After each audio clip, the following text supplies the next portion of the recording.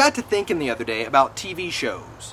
Which isn't to say that I don't normally think about TV shows, because I do normally think about TV shows. But what I got to really thinking about was the new trend in reality TV. Now, I'm not talking about Survivor and Big Brother and Fear Factor. I'm talking reality TV like American Pickers, Pawn Stars, The Most Dangerous, Deadliest Catch, that's it. Basically shows where they follow people around doing what they normally do. To me, by the way, that's a better definition of reality TV. We all know that Big Brother is not reality. These are people playing a game to win money in a forced situation, not reality. Point being that it got me thinking about this new trend in reality TV. And for a while I kind of enjoyed it because most of the reality shows were fairly interesting things. I mean, you can debate about how interesting, say, Pawn Stars is. I personally think it's pretty neat to learn about the history of these old items and find out how much they're worth, etc., etc. But these networks have realized fairly quickly that it's pretty cheap to just send a camera crew to film some dudes doing what they're gonna do anyway and then put that on TV, as opposed to writing scripts and hiring actors and getting sets and locations. The locations for reality TV are just the places that are already there. That's the location. You work on a crab boat? We're gonna film the crab boat. The location takes care of itself. The problem is they've run away with this idea. I mean, I thought it started, honestly, myself, with all these house hunting shows that are basically just people going around shopping for a house. That's it. That's the whole idea of the show. To me, this is not a TV show. This is average, everyday life. I mean, you don't see there being a show of people shopping for a new car. I could maybe kind of justify people looking at houses. Maybe people watch these shows because they want to know what they might do next for their next home. Or maybe they're going to sell a home and they want to know the best way to sell a home.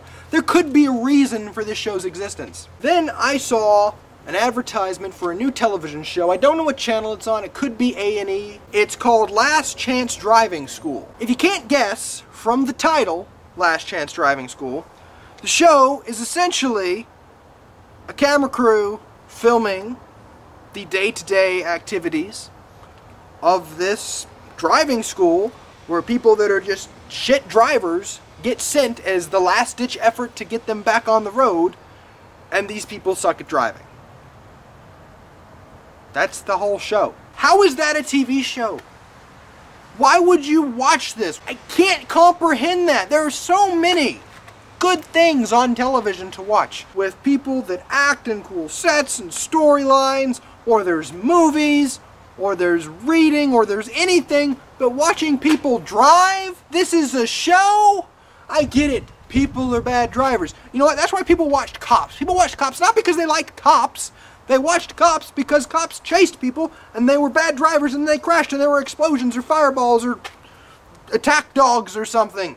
And this show, it's pretty well guaranteed these people aren't going to like have 15 car pileups. At best, they might like bump somebody in the back and get like a crumpled up hood. That's the most exciting possibility. The other non-exciting possibility, which will happen the majority of the time, is that people will swerve in the road and the driving instructor will be like, hey, you're terrible, and they'll be like, that's why I'm here at driving school, jackass. The point being is that this is completely inane, but it probably costs the network next to nothing to make. They give the driving school a little bit of money, who's probably just happy to have the press. They give the people in the driving school a little bit of money, and then they just throw it up on TV. And if 2 people watch it, they're making profit because they spent nothing on the show. But it's also reflected in the quality of the show. Nothing. There is no quality. National Geographic has stupid shows like this.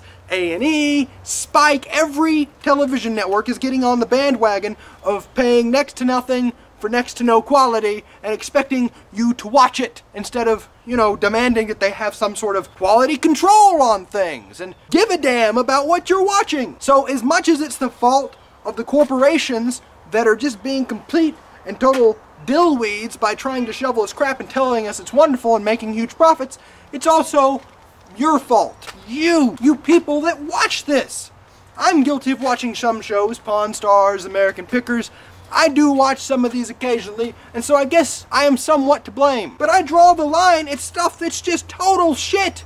At least there's value in learning about history in those shows. There's no value in watching somebody swerve on a road, and that's the kind of programming you're gonna get. You're gonna lose wonderful shows like Lost was, or The Sopranos, even though that was HBO, but you get the point. Quality programming shows with storylines and plots, all that'll go away if you keep watching this crap. So stop watching crap. There's a camera watching the people drive, and then there's a camera on the front of the car seeing where the car is going, and then there's a camera on the instructor going, yeah, or whatever the instructor. I would imagine that's going to be the face, because from the preview it looked like these people were terrible. Also, if you notice me itching my arms to death, there are mosquitoes everywhere. Here, Georgia sucks. It's not even kind of nighttime. It feels nice and good out here, and I'm being eaten alive by little monsters. I hate Georgia!